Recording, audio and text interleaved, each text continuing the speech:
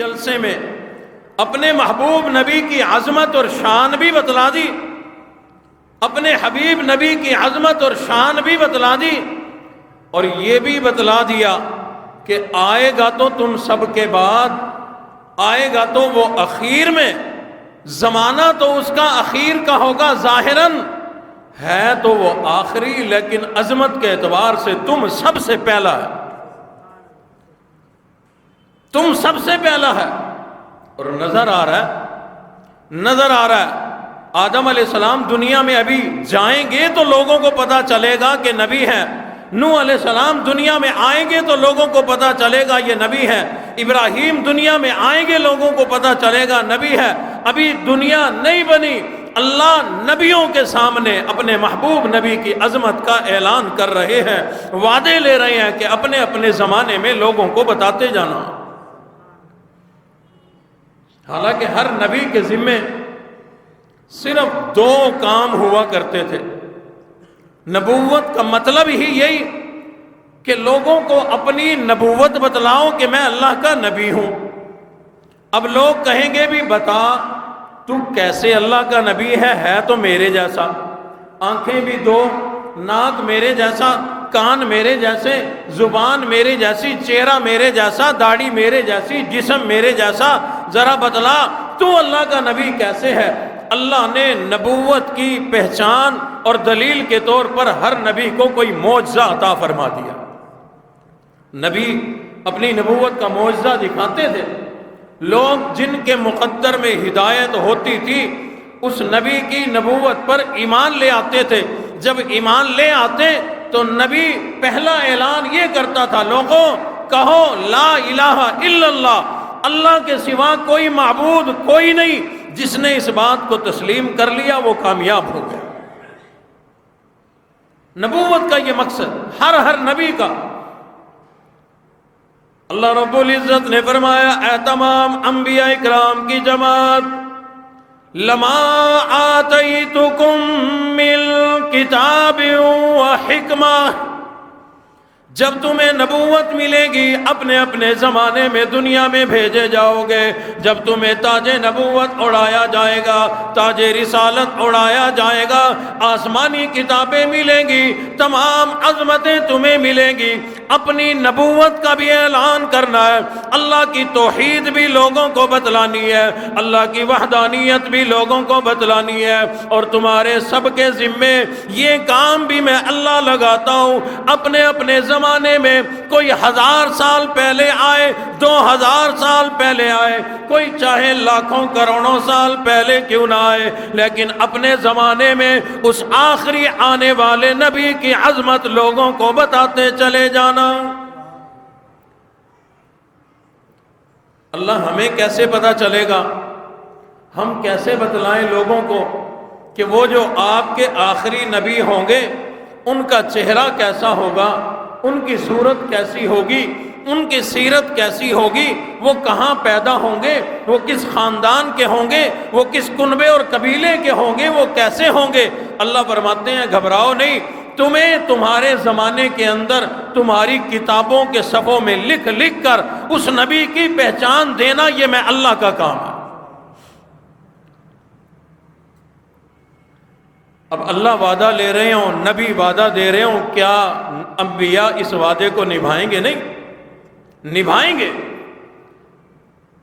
لیکن ان تمام چیزوں کے باوجود پروردگار عالم نے ارشاد فرمایا کہ تم میرے سامنے اپنی زبان سے بول کر وعدے کرو، اقرار کرو، قالوا اقررنا، میرے سامنے تم اعلان کرو کہ ہم اس وعدے پر پکے رہیں گے، ہم نے قبول کر لیا۔ جس طرح دولہے کو جب کہا جاتا ہے اتنا حق مہر ہے، اتنا یہ تمام چیزیں ہیں، اس لڑکی کا نام یہ ہے، لڑکی کے والد کا نام یہ ہے، تجھے یہ منظور ہے، وہ زور سے بول کر کہتا ہے مجھے قبول ہے۔ اللہ نے یہ انداز اپنایا، ایک دوسرے کی بات کو دوسرا سن لے، اس کی بات کو وہ سن لے، اس کے اقرار کو وہ سن لے۔ اللہ نے فرمایا اور تمام انبیاء اکرام کی جماعت بلند آواز سے بول کر بتلاؤ کیا تم وعدہ کرتے ہو؟ سب نے ایک زبان ہو کر کے کہا قالوا اقررنا، ہم اس بات کا اقرار کرتے ہیں۔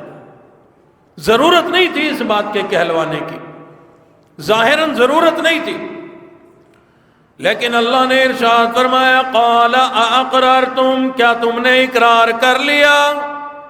سب نے ایک زبان ہو کر کے اعلان کر دیا قالوا اقررنا۔ اللہ نے فرمایا بس اتنی بات بھی کافی کوئی نہیں، اللہ نے فرمایا قال فاشهدوا وانا معكم من الشاہدین۔ اے تمام انبیاء اکرام کی جماعت، میں نے وعدہ لیا، تم نے وعدہ دیا، وعدہ ہو گیا، اب یاد رکھنا میں بھی گواہ ہوں، تم بھی گواہ ہو، اس بات سے کوئی مکرے گا نہیں، کوئی مکر سکے گا بھی نہیں، میں اللہ وعدہ لینے والا ہوں۔ اللہ نے بڑی عجیب بات ارشاد فرما دی، اللہ نے بار بار وعدہ لے کر اقرار کر کے اخیر میں بڑا عجیب جملہ ارشاد فرما دیا، فرمایا فمن تولا بعد ذلک، وعدہ تو تم نے کر لیا، نبی بنائے جاؤ گے، رسول بنائے جاؤ گے، تاج نبوت میں تمہیں اوڑھاؤں گا، آسمانی کتابیں ملیں گی، معجزات ملیں گے، بڑی عظمتیں ملیں گی، لیکن یاد رکھنا اگر تم اپنے وعدے سے پھر گئے، اللہ اکبر۔ علماء نے لکھا ہے اصل میں انبیاء کی جماعت تو اپنے وعدے سے پھرنے والی نہیں ہے، اللہ نے یہ بات ہمیں سمجھائی، اللہ نے ہمیں سمجھائی۔ ہم لوگ پھرنے والے لوگ ہیں، ہم لوگ اپنے وعدوں سے پھرنے والے لوگ ہیں۔ ہم لوگوں نے اللہ سے جو وعدہ کیا، اللہ نے جب فرمایا تھا کہ کیا میں تمہارا رب نہیں ہوں، الستو بربکم، کیا تمہارا میں پروردگار نہیں ہوں، ہم وہ وعدہ کر کے آئے تھے، ہم نے کہا تھا قالوا بلا، کیوں نہیں، آپ ہی ہمارے پروردگار ہیں۔ آج اپنی زندگیوں میں دیکھیں، ہم اللہ کو اپنا رب مانتے ہیں، پالنے والا مانتے ہیں، یا ہماری توجہ کہیں اور ہے؟ کوئی کسی کو رب مانتا ہے، کوئی کسی کو رب مانتا ہے۔ اللہ نے اصل تو ہمیں یہ بات سمجھائی، لیکن مخاطب نبیوں کی جماعت کو بنایا، فرمایا فمن تولا بعد ذلک، اگر تم لوگ اپنے وعدے سے مکر گئے، اپنے وعدے سے پھر گئے، اگر تم نے یہ وعدہ بھلا دیا، میرے نبی کی نبوت کا اعلان دنیا میں جا کر نہ کیا، میں اپنا جو نبی بھیجوں گا تم سب کے بعد آئے گا، اپنے اپنے زمانے میں میرے نبی کی نبوت بھی، رسالت بھی، عظمت بھی اپنے اپنے لوگوں کو، اپنی اولادوں کو، اپنی امت کے لوگوں کو بتلاتے جانا، سمجھاتے جانا۔ تم نے وعدہ کر لیا، لیکن فرمایا فمن تولا بعد ذلک فاولئک هم الفاسقون، اگر تم نبی ہو کر، رسول ہو کر، اگر تم اپنے وعدے سے مکر گئے تو تم لوگ فاسق و فاجر بن جاؤ گے۔ نافرمان لوگوں کی فہرست میں میں اللہ تمہارا نام لکھ دوں گا۔ انبیاء نے پکا وعدہ کیا اور اس وعدے کو نبھایا بھی۔ اللہ نے رہنمائی فرمائی، تمام نبیوں کو کسی نہ کسی انداز میں بتلایا، سمجھایا، اور بلکہ ایسا سمجھایا، کتابیں کھول کر دیکھو، آج بھی پڑھ کر دیکھو، تورات، زبور، انجیل، اگر کہیں سے مناسب کتاب آج بھی مل جائے تو ان میں آج بھی امام الانبیاء کی صورت و سیرت کے نقشے آپ کو آج بھی مل جائیں گے۔ آدم علیہ السلام کو اللہ نے نبی بنا کر، پہلا انسان بنا کر دنیا کے اندر بھیج دیا۔ ابھی بلکہ دنیا میں نہیں آئے، جنت میں ہے۔ آدم علیہ السلام کی پیدائش جنت میں ہوئی، اماں کوئی نہیں، ابا کوئی نہیں، اللہ نے اپنے حکم سے، اپنی قدرت سے آدم علیہ السلام کو پیدا فرما دیا۔ اکیلے ہیں، انسان کی خصلت میں اللہ نے رکھ دیا کہ اکیلا گھبراتا ہے۔ آدم علیہ السلام جنت میں ہیں، وہاں گھبرا رہے، دل نہیں لگ رہا۔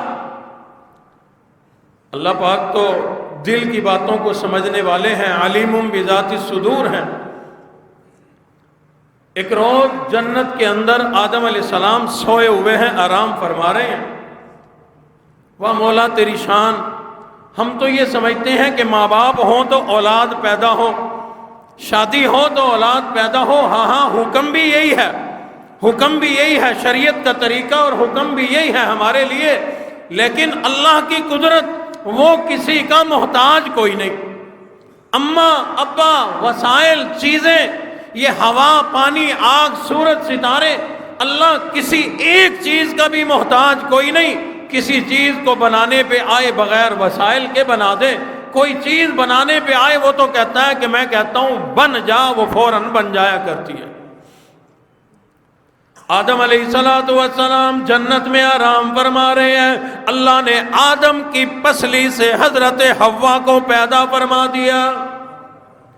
آنکھ کھلی، کیا دیکھتے ہیں؟ ایک خوبصورت عورت بیٹھی ہوئی ہے، دیکھا پریشان ہے، ایک دم سے دل میں آیا یہ کون ہے، یہ کہاں سے آ گئی؟ اللہ نے دل میں ڈالا یہ تیرے لیے، دل بہلانے کے لیے، زندگی گزارنے کے لیے، تجھے محظوظ کرنے کے لیے تیری بیوی پیدا کر دی۔ اللہ نے مزید دل میں محبت ڈالی، قریب ہونے لگے، ہاتھ لگانے لگے، چھونے کے لیے قریب ہونے لگے۔ اللہ نے فرمایا او میرے نبی، او میرے بندے آدم، ٹھیک ہے بنائی تیرے لیے، بیوی تیری ہے، لیکن اس کے قریب تو اس وقت تک نہیں جا سکتا جب تک اس کا حق مہر ادا نہ کر دے۔ تو پہلا انسان ہے، قیامت تک آنے والے انسانوں نے تجھ سے یہ بات سیکھنی ہے کہ عورت جس سے نکاح ہو جائے، جو بیوی بن جائے، جب تک حق مہر ادا نہ کر دیا جائے ہاتھ لگانے کی اجازت نہیں ہے۔ عرض کی اللہ ابھی تو میں نے کوئی محنت مزدوری کام کاج کاروبار شروع نہیں کیا، میرے پلے پیسہ تو ہے کوئی نہیں، لیکن یہ جنت میں سونے کا ڈھیر لگا پڑا ہے، یہ حق مہر دے دوں؟ اللہ نے فرمایا نہیں، یہ عورت عام عورت نہیں ہے، قیامت تک آنے والی تمام انسانیت کی یہ اماں بنے گی، اس کا حق مہر سونا نہیں ہے۔ عرض کی مولا حق مہر کے طور پر یہ جنت سے چاندی دے دوں؟ اللہ نے فرمایا نہیں نہیں۔ عرض کر دی اللہ یہ ہیرے دے دوں، جواہرات دے دوں، یہ جنت کے محلات اس کے دے دوں؟ اللہ نے فرمایا نہیں نہیں۔ عرض کر دی یہ تمام جنت کی نعمتیں اس کو حق مہر میں دے دوں؟ فرمایا نہیں نہیں۔ عرض کی مولا پھر مجھے پتہ نہیں چلتا، آپ رہنمائی فرما دیجئے۔ اللہ نے فرمایا اے میرے بندے، اے میرے نبی آدم، یہی کھڑے کھڑے 20 مرتبہ میرے محبوب نبی کی ذات پر درود پاک پڑھ دے، تیرا حق مہر ادا ہو جائے گا۔ اللہ نے حضرت حوا کے اماں حوا کا حق مہر بھی دیکھو کتنا قیمتی بنایا، اور ساتھ ہی پہلے جوڑے کے درمیان گفتگو کے اندر اللہ نے اپنے محبوب نبی کی عظمت کو بھی بیان کر دیا۔ اور ابھی حضور علیہ الصلوۃ والسلام کے دنیا میں آنے میں کتنا عرصہ باقی ہے کوئی پتہ نہیں، ہزاروں سال باقی، ہزاروں سال بعد ابھی آنا ہے دنیا میں۔ ابھی دنیا بھی نہیں بنی، ابھی تو جنت میں ہے آدم علیہ الصلوۃ والسلام۔ اللہ نے جنت میں اپنے محبوب نبی کے تذکرے شروع فرما دیے۔ میں نے عرض کیا نا ابتدا میں، ہر نبی دنیا میں آیا تو لوگوں کو پتا چلا یہ نبی ہے، ہر نبی نے تاج نبوت سر پہ اوڑھا، لوگوں کو پتا چلا یہ اللہ کا نبی ہے۔ قربان جائیں، اللہ نے اپنے محبوب نبی کو کتنی بڑی شان اور عظمت عطا فرمائی۔ ابھی دنیا نہیں بنی، اس وقت اپنے محبوب نبی کی عظمت کے تذکرے کر رہے ہیں۔